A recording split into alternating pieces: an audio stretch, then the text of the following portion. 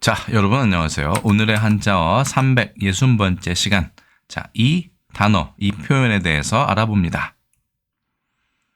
도금은 노숙입니다. 명사로서 한대에서 자는 잠, 한대짬 이렇게 되어 있는데 이 한대라는 곳이 추운 곳이 아니라 사방이 뚫려 있고 바람을 맞거나 비를 피할 수 있는 지붕 같은 것이 없는, 벽도 없고 지붕도 없는 그런 실외를 뜻한다고 합니다. 그러니까 바람도 피할 수 없고 비도 피할 수 없는 곳에서 자는 잠을 노숙이라고 한다라고 되어 있죠. 그러면 이 노자는 원래는 발음은 로자이지만 어떤 뜻을 가지고 있을까요? 간단하게 자원풀이 보도록 하겠습니다. 자, 이거 이슬 로자입니다. 오늘의 한자어 355번 컨텐츠에서 우리가 노두라는 표현, 노두지에서 노다지가 온 것 같다. 노터치가 아니라 노두지에서 온 것으로 보인다라는 설명을 드린 적이 있습니다. 바로 얼마 전이죠. 거기서 이슬 로자에 대해서 말씀드린 바가 있습니다. 갑골문, 금문에는 없었고 소전에만 이슬 로자의 흔적이 보였습니다. 당연히 날씨와 관계가 있으니까 허신도 설문해자에서는 비우자의 뜻을 따른다라고 되어 있고요. 당연히 길로자는 소리를 나타낸다. 그래서 형성으로 보았습니다. 근데 뜻은 윤택하다로 되어 있네요. 이것은 물기를 머금고 있고 건조하지 않은 것이기 때문에 이슬의 어떤 그 속성을 이야기한 것으로 보입니다. 그런데 그것이 이나 어떤 바깥으로 드러나듯이 길은 집 안이 아니기 때문에 바깥에 해당하는 것이죠. 그래서 외부로 드러나 보이다까지 이슬 로자가 가지고 있습니다. 발음은 락고절이니까 로라고 발음하면 되겠네요. 그래서 이슬 로자에는 사실은 바깥으로 드러나다의 뜻도 가지고 있기 때문에 반드시 이슬로만 이것을 이해할 필요는 없다라는 것을 알 수 있었습니다.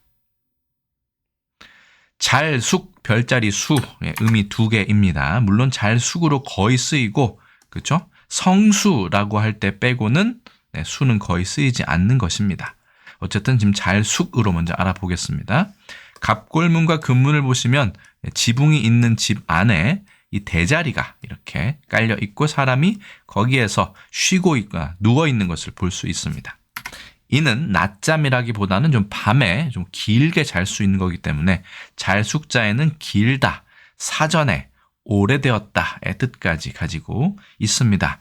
거기에서 연기해서 별자리 숫자도 이게 뒤에 보시면 아시겠지만 이 그칠 지자하고 잘숙자를 허신의 설문에 대해서는 동일시했거든요. 그렇기 때문에 움직이지 않고 항상 그 자리를 지키고 있는 것도 별자리이기 때문에 별자리 수에도 이것이 들어가지 않나 싶습니다. 자, 허신의 설문회자 보겠습니다.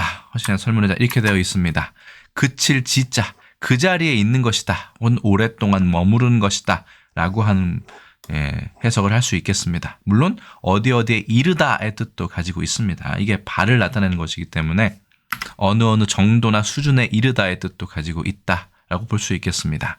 집 면자의 뜻을 따르고 옆에 있는 것은 이르다. 그러니까 이거는 정말로 어디에 도달하다도 있겠지만 그 뭐뭐 하기에 시기가 이르다. 먼저 무언가를 행하다에 이르다는 숙인데요. 이 숙자는 음을 나타낸다라고 허신은 역시 이 글자도 형성자로 보았습니다. 이 이를 숙자 같은 경우는 지금은 이렇게 쓰죠. 예전에는 이렇게도 썼었다. 옆에가 흰 백자가 아니라 이렇게 생겼네요. 그리고 식축절이다라고 하니까 숙이다라는 발음을 알 수 있습니다. 그래서 다 글자를 정리하면 준3급 이슬 로자이고요. 총 21획이고 비우자의 뜻을 따릅니다. 이슬의 뜻이고 밖으로 드러나다 혹은 드러내다의 뜻도 가지고 있습니다. 하나, 둘, 셋, 넷, 다섯, 여섯, 일곱, 여덟, 아홉, 열, 열하나, 열둘, 열셋, 열넷, 열다섯, 열여섯, 열일곱, 열여덟, 열아홉, 스물하나, 21획이 됩니다. 잘숙자 보겠습니다. 당연히 집 면자가 붓으로 지정되어 있고요. 옆에 있는 오렐, 그렇죠? 일찍 숙자는 음을 나타낸다라고 보시면 되겠습니다. 하나, 둘, 셋, 넷, 다섯, 여섯, 일곱, 여덟, 아홉, 열, 열하나, 11획이고요. 원래 갑골문과 금문을 보시면 사람이 돗자리, 대자리에 누워 있는 것인데 이 대자리가 흰 백자 그 전에 일찍 숙자로도 그 모양이 변한 것을 알 수 있습니다. 그래서 노숙이라고 하면 이슬을 맞고 자는 것도 되지만 노출되어서 몸이 보호를 받지 못하고 드러난 상태로 자는 것도 노숙이라고 볼 수 있겠습니다. 자, 우리나라의 노숙을 보면 한대에서 자는 잠이다, 한대짬이다라고 되어 있습니다. 그러니까 여기에는 이슬이란 뜻이 직접적으로 인용되지는 않은 것이네요. 겨울철의 노숙이라든가 노숙의 피로함 등을 이야기합니다.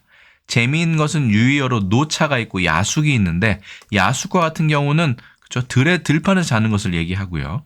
노차의 차는 조금 이건 예전에 군사 용어인데 하룻밤을 자는 것을 보통 좌전에 보면 사라고 얘기했고요. 집사자를 쓰는 게 재밌습니다. 이틀밤 거기서 또 한 번 자는 것을 미들신으로 표현했습니다.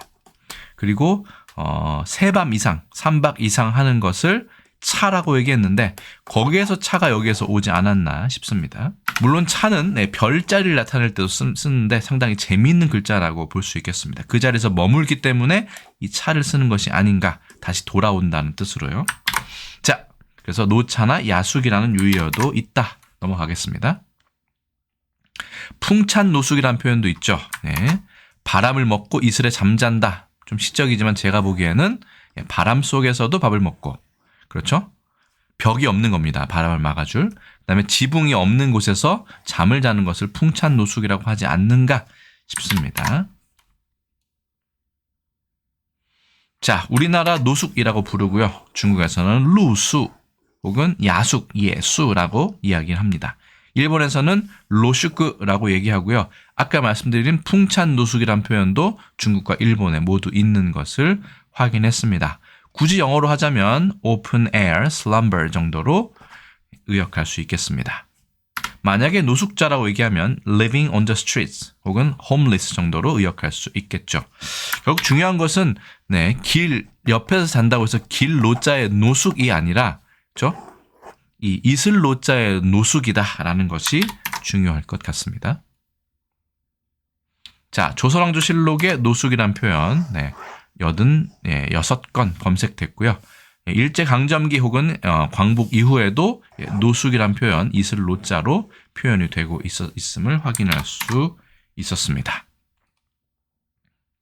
그래서 오늘의 한자어 360번째 시간에는요. 이슬로 혹은 밖으로 드러날 로자, 그 다음에 잘숙, 별자리 수자가 결합한 이슬을 맞고 잠자다라고 해석해도 되지만 몸이 다 드러난 채로 위험하게 잠을 자는 것도 노숙이라고 부를 수 있다라는 말씀을 드렸습니다. 어쨌든 길거리에서 잔다고 해서 이 노숙이라는 표현은 전통적으로는 쓰지 않는다는 것을 일단 알아두시는 것이 이 단어의 핵심이라고 볼 수 있겠습니다. 그런데 요즘에는 길거리에서 잠이 드는 사람들을 노숙자라고 얘기하는 것으로 보아 어쩌면 길 노자가 쓰이는 노숙이라는 표현이 새로 생길지도 모르겠다는 생각도 해보았습니다. 여러분들 오늘 컨텐츠는 어떠셨는지 궁금합니다. 댓글로 알려주시고 저는 또 다음에 다른 컨텐츠에서 다시 인사드리겠습니다. 여러분 안녕히 계세요.